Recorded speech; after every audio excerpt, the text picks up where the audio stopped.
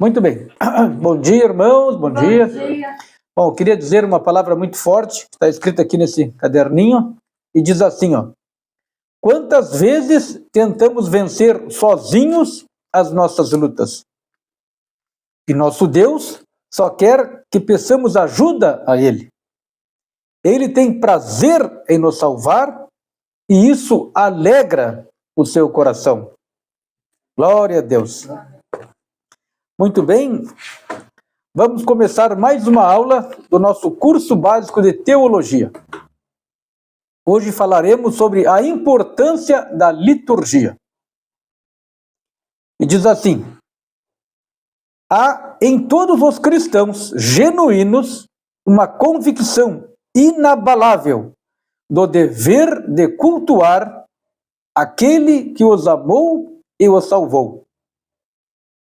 Dessa maneira, o culto, no contexto da fé evangélica, tem grande importância. Podemos dizer que a igreja existe para cultuar a Deus. Nem a obra social, ou mesmo o evangelismo, é mais importante que o culto. A filantropia e a evangelização são necessárias, são necessidades temporais. Mas a adoração é eterna. Com isso, não estamos dizendo que a ação social ou a evangelização são irrelevantes e sem importância. Ao contrário, o propósito supremo da evangelização é que o nome de Cristo seja glorificado. Podemos dizer que a razão da evangelização, ou mesmo da missão cristã, é formar um povo para adorar a Deus. Glória a Deus, né? Diz John Piper que missões não é o objetivo principal da igreja, mas sim a adoração. Missões existem porque Deus é o alvo e não o homem. Quando essa era passar e os incontáveis milhões de remidos caírem com o rosto em terra diante do trono de Deus, não haverá mais missões. Trata-se de uma necessidade temporária, mas a adoração existirá para sempre. Aqui está dizendo que no futuro vai terminar o evangelismo porque nós vamos morar no céu com Deus. Mas a adoração a Deus vai continuar. Lá nós vamos seguir adorando a Deus, glorificando por tudo de bom que Ele tem feito por nós e vai fazer durante toda a eternidade. Deus vai continuar cuidando de nós lá no céu, como tem cuidado aqui na terra. Vai nos dar carinho, paz, felicidade. E lá também terá a vantagem de não ter nenhum tipo de sofrimento, né? Lá no céu é só maravilha. Glória a Deus. Aí diz assim: o culto é de Deus. O culto cristão genuíno, verdadeiro, tá? Não é um ato programado para satisfazer nossas necessidades, nem mesmo para homenagear qualquer pessoa, mas sim para glorificar e render graças a Deus na unidade da fé, em espírito e em verdade. Glória a Deus. O culto prepara a igreja para a missão. Então, o culto prepara a igreja para a missão. O culto tem uma dimensão horizontal. Horizontal é como? Horizontal é assim. O culto tem uma missão horizontal e outra vertical. A dimensão vertical é contemplada pela adoração dos filhos e filhas de Deus por meio de orações, ações de graças, louvores na leitura das Escrituras, e etc. Então, quando a adoração é vertical, assim, ó, de nós para Deus, a gente faz isso através de ações de graças, orações, louvores, na leitura da palavra. A leitura da palavra também é uma adoração a Deus, e etc. Ó. E tem outra dimensão, a dimensão horizontal. A igreja tem. É refletida nas obras de misericórdia realizadas pela igreja. Então, horizontal, assim, que a gente ajuda as pessoas, faz o bem, evangelismo também. Isso aí é outra obra que a igreja faz. Ó, quando ela se abre para missões e o serviço ao próximo. Ó, socorrendo os que sofrem e de dores no corpo, da alma e do espírito. Então, quando a gente leva a palavra e a pessoa se converte, ela vai curar não só o corpo, mas a alma e o espírito também, através dessa conversão. Dessa forma, o culto é, em um só tempo, um chamado e um envio. Um chamado à comunhão com Deus e com o seu povo, e o envio para o serviço, especialmente aos necessitados. Então, o culto é um encontro entre Deus e o seu povo. Glória a Deus. Dos salvos entre si e da igreja como um todo. Então, aqui está falando basicamente que o culto prepara a igreja para as missões, ó, tanto para nós louvar a Deus, no sentido vertical, é nós e Deus, e no sentido horizontal, que a gente vai cuidar da comunidade, das pessoas que necessitam de ajuda, não é mesmo? Agora, outra parte, ó. Uma liturgia do culto, de acordo com as Escrituras. Então, existem regras para fazer esse culto a Deus. Ó. A Bíblia orienta a maneira como o culto deve ser oferecido ao Senhor. Sempre obedecendo ao princípio paulino que diz: tudo seja feito com decência e ordem. A liberdade dentro dos princípios do cristianismo primitivo evita, por um lado, o formalismo dos ritos mortos e, ao mesmo tempo, o relaxamento e a desordem que se observa em muitas igrejas que não tem qualquer sentido de liturgia. Então, aqui, para explicar, para nós entender melhor, a liturgia do culto tem que ser feita de forma organizada, séria e respeitosa. Mas não pode ser aquele formalismo dos ritos mortos, fazendo tudo automaticamente. Aquilo ali não tem vida. Mas também não pode ser de forma relaxada, de qualquer jeito, muito à vontade. Tá? Tem que ter uma regra, um respeito para fazer um culto correto a Deus. Ó, os reformadores ensinaram que o culto tem como objetivo glorificar a Deus, de forma que todos os seus elementos, pregação, louvores e a administração das ordenanças, visem a glória do Deus eterno. Por essa razão, na reforma do século XVII, os reformadores rejeitaram as ideias de liturgia da Igreja Romana, que via como meio de obter graça e perdão de Deus.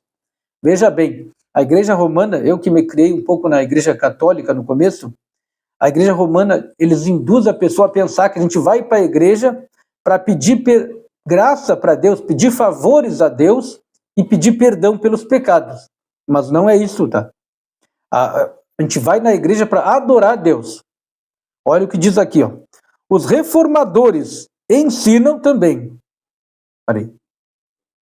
A igreja romana que via como meio de obter graça e perdão. E não é isso, a gente acabou de falar. Né? Os reformadores ensinaram também que a graça e o perdão já foram alcançados. A gente já recebeu graça e perdão de Deus. No momento que a gente aceitou Jesus Cristo. Então ele já nos deu isso para nós pelo sacrifício de Jesus Cristo. A congregação se reúne, a igreja se reúne, não para obter graça, mas para celebrar com gratidão o dom gracioso da salvação concedido a Deus, concedido por Deus aos crentes. Então a gente vai à igreja para adorar o Senhor, a gente se reúne. Na verdade, os cristãos são a igreja. Quando os cristãos se reúnem, forma a igreja. Então a gente se reúne para agradecer a Deus, não é para estar pedindo favor, nem para pedindo perdão. Esse favor, essa graça já nos foi dada. E esse perdão também já foi dado através do sacrifício de Jesus Cristo, que morreu por todos nós. Obedecendo à ordem paulina, entendemos que é muito importante ter noção do funcionamento do culto e de suas partes essenciais. Ele diz assim, Paulo diz, quando vos reunis em tem um salmo, outro doutrina, para bastante pessoas participarem do culto. Né? Uma tem um salmo, traz uma palavra. Outro doutrina, esse traz a revelação, traz a revelação. Aquele, outra língua, e ainda outro, interpretação. Seja tudo feito para edificação, para edificar a igreja, para aumentar a fé, vamos dizer assim. Falando entre vós com salmos, entoando e louvando de coração ao Senhor, com hinos e cânticos espirituais, dando sempre graças por tudo quanto o Pai, o Deus Pai, nos tem dado, em nome do Senhor Jesus Cristo. Então aqui fala que um vai falar um salmo, um vai pregar a palavra, um vai cantar, todos vão participar, mas tudo para a honra e glória do Senhor, louvando Ele, tá? Em nome de Jesus. Pregação da palavra de Deus. Agora fala sobre a pregação da palavra de Deus. A pregação da palavra é o ápice do culto. É o ápice do culto protestante evangélico. Então, o ponto alto é a pregação da palavra. Porque é o momento no qual o povo de Deus recebe alimento espiritual e orientação para a vida. É na palavra que Deus se revela ao seu povo. Diz J.W. Allen que todo ato de adoração é suscitado pela palavra de Deus. Então, a base da adoração é pela palavra de Deus. Sem ela, o culto esvaziar-se-ia de sua substância e perderia o traço que a separa de um culto não cristão. Muito bem. Sem a palavra de Deus, o culto não seria uma coisa realmente dedicada a Deus. Não seria um culto de cristãos. Ia ser parecido com os cultos do mundo. Eles ficam adorando outras pessoas ou simplesmente conversando sobre essas coisas que estão na moda agora de autoajuda, palestras de autoajuda, essas coisas. Então, para a gente se separar disso, tem que estar presente a palavra de Deus. Tá bem? Agora vamos falar sobre orações. Orações são o momento de comunhão e intimidade. Quando o povo de Deus fala com seu Criador. A oração é um privilégio dos crentes como filhos de Deus. A oração é a parte indispensável do culto público e particular. Eu gostei dessa parte que fala assim, ó, a oração é um privilégio dos crentes filhos de Deus. Quem mais ora? Isso aí é uma classe especial nossa, dos que nos consideramos filhos de Deus, os verdadeiros cristãos. É um privilégio nós conversarmos com Deus Todo-Poderoso, chamando Ele de Pai. Glória a Deus, né? Ó, a oração é parte indispensável do culto público e particular. Indispensável é uma coisa que não pode ser retirada. Não pode ser retirada. Então, a oração não pode ser retirada de maneira nenhuma do culto público e particular. Quando a gente ora sozinho, a oração é indispensável, ela não pode ser tirada. É muito importante essa parte aqui.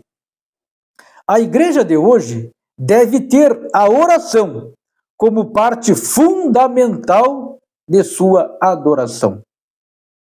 Como fazia a igreja primitiva.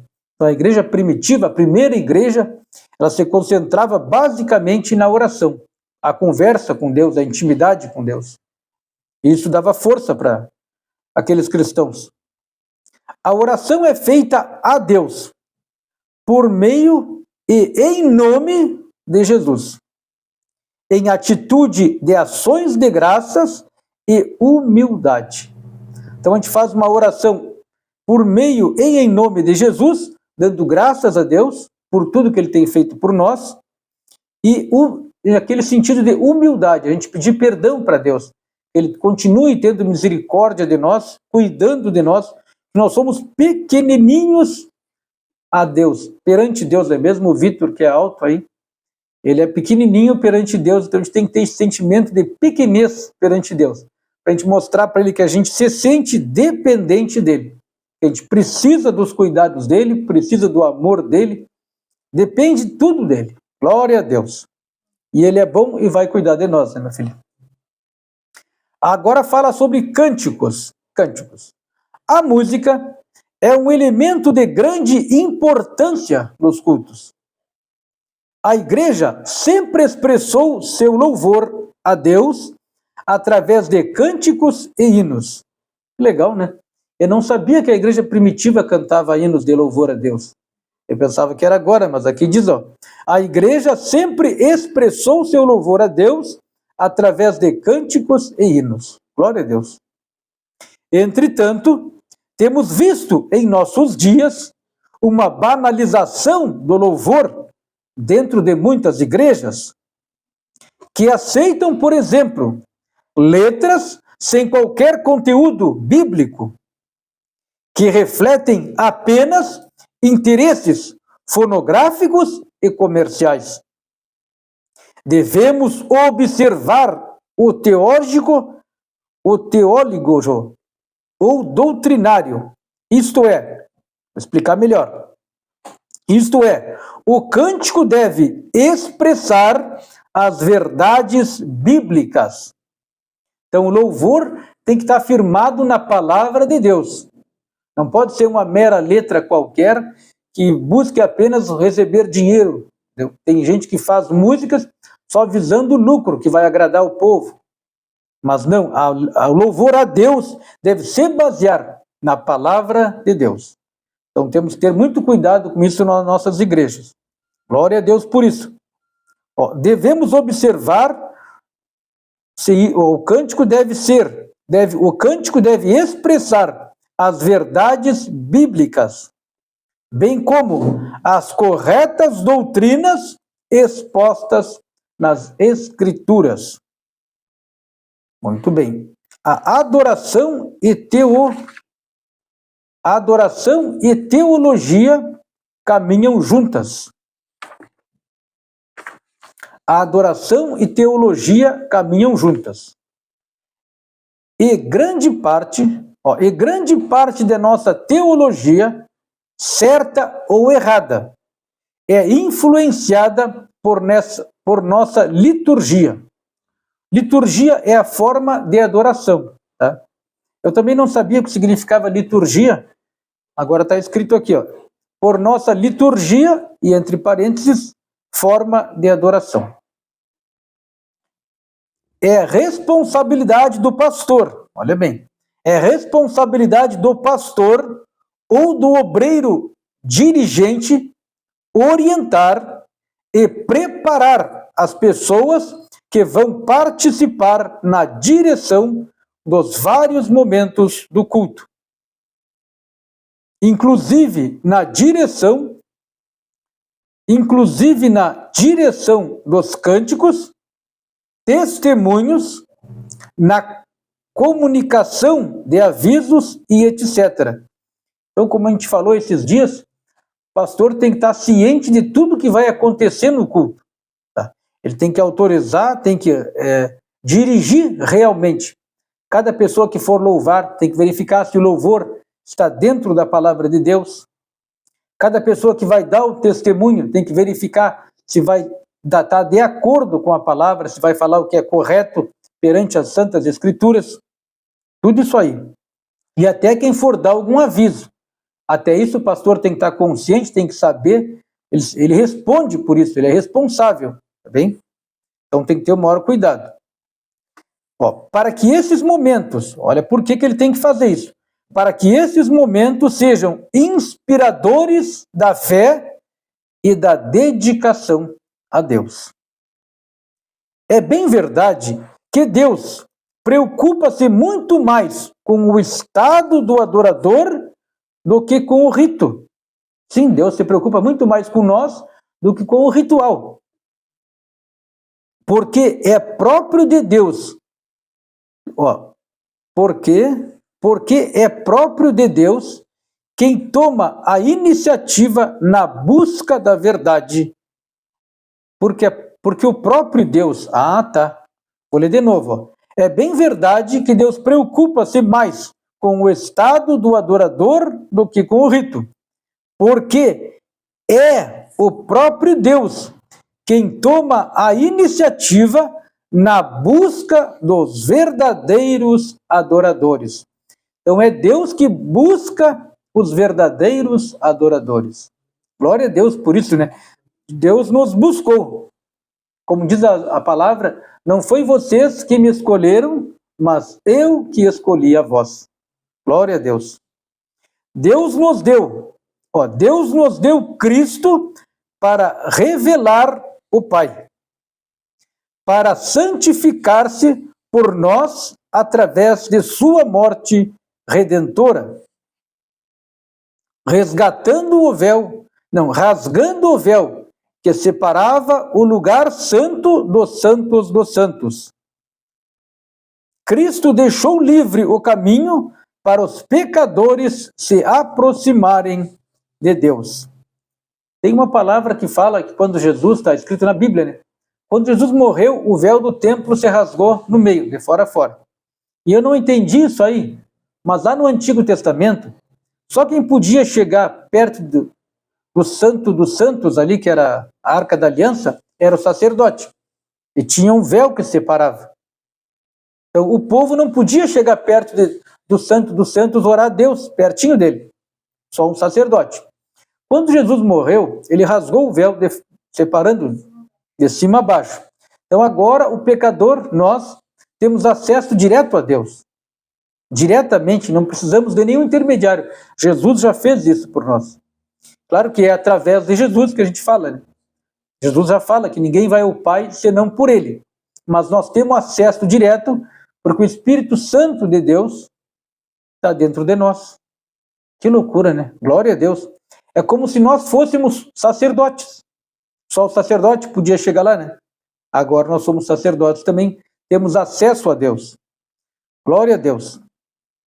Formas de culto. Aqui tem algumas, ó. 1, 2, 3, 4 formas de culto. Tem o culto carismático. Caracteriza-se pela liberdade e pela alegria, com decência e ordem. Muito bem, ó. É pela liberdade e pela alegria, mas com decência e ordem.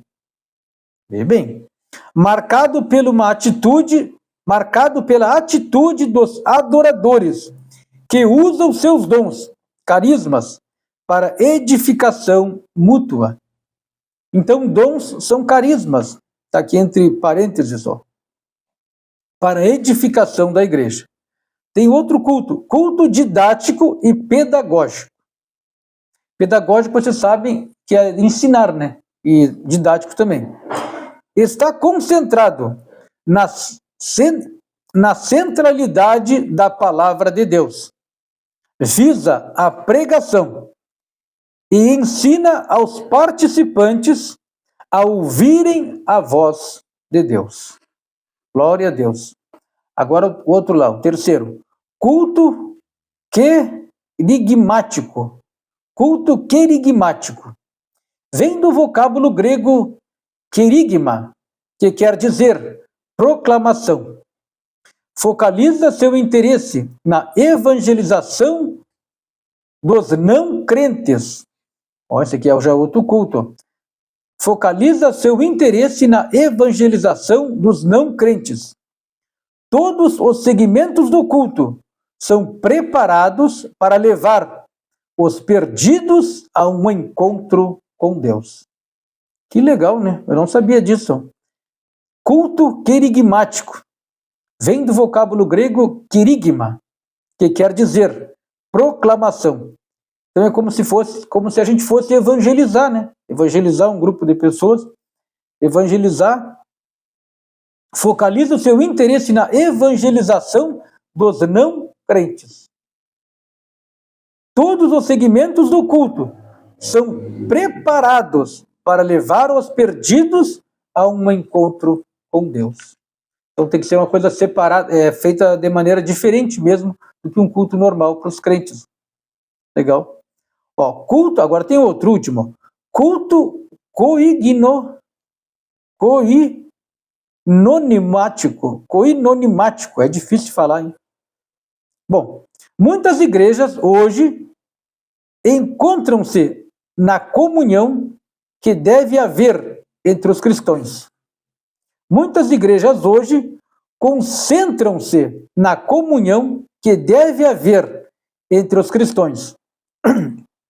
Da mesma forma que o corpo humano precisa de interação com as suas diversas partes, também a igreja cresce em adoração quando tem a participação conjunta de todos.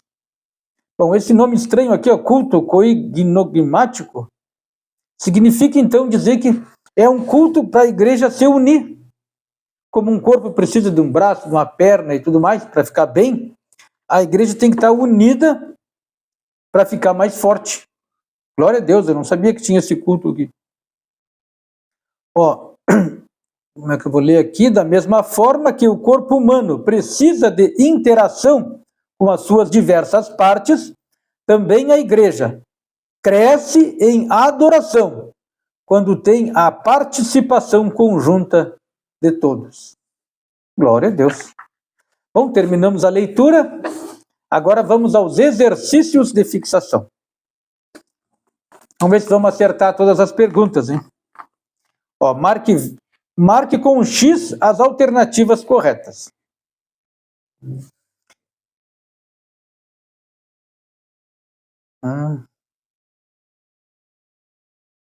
Tu viu que diferente esse exercício aqui? Eu estava acostumado a fazer verdadeiro ou falso, se lembrem?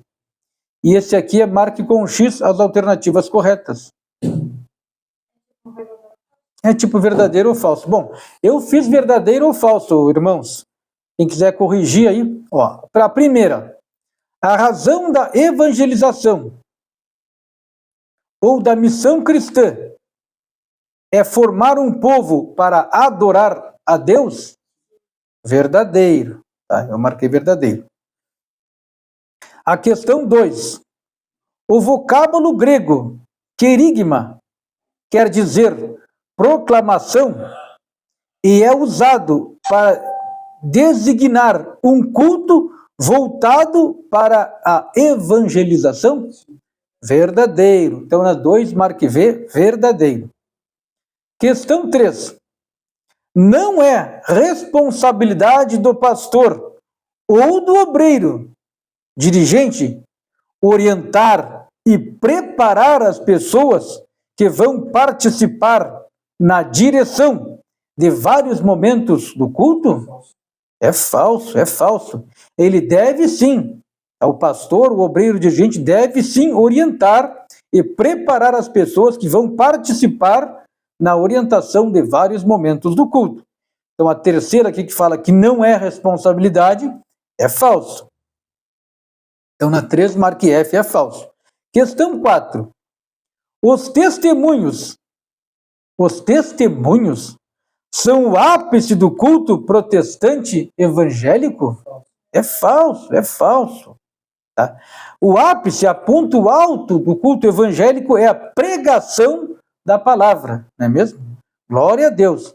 Então, aqui quando fala que os testemunhos são o ápice, o 4 é falso. Marque F aqui no 4. Questão 5.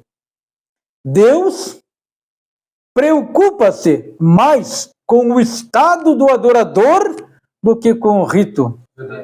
Verdadeiro. Glória a Deus por isso. Agora, a segunda parte dos exercícios. Sublinhe a resposta correta. Primeiro, a Igreja Romana ou os reformadores ensinaram que o culto tem como objetivo glorificar a Deus. Tá, é verdade. Então, foi os reformadores que ensinaram isso, tá? A Igreja Romana tinha outro conceito, que a pessoa devia ir para a igreja para receber bênçãos e pedir perdão. Mas não. Os reformadores nos ensinam que o principal objetivo, na verdade, é glorificar a Deus. Glória a Deus. Questão 2. A filantropia e a evangelização são necessidades temporais. Mas a obra missionária ou adoração é eterna. O que é eterno? A obra missionária ou a adoração? A adoração. Glória a Deus. Amém. É isso mesmo. Sublinhe quem está com o livro, então, na questão 2, a adoração. E na questão 1, sublinhe os reformadores. Questão 3. A dimensão vertical. A dimensão vertical do culto é concentrada pela santidade ou adoração dos filhos de Deus. Vertical, aquela que é de nós a Deus. Ela é contemplada pela santidade ou pela adoração a Deus. Glória a Deus. Muito bem. Então, quem está com o livro, sublinhe a adoração. A dimensão vertical do culto é contemplada pela adoração dos filhos de Deus. Pela adoração dos filhos de Deus. Nós adoramos a Deus Pai Todo-Poderoso. Questão 4. O culto é, em um só tempo, sacrifício e festa? Ou um chamado e um envio? Glória a Deus. O culto é em um só tempo, um chamado e um envio. Então, quem está com o livro, sublinhe um chamado e um envio. Glória a Deus. Bom, terminou a aula de hoje. Graças a Deus. Ótima aula, gostei muito do assunto. Deus abençoe a todos e até o próximo encontro. Ei.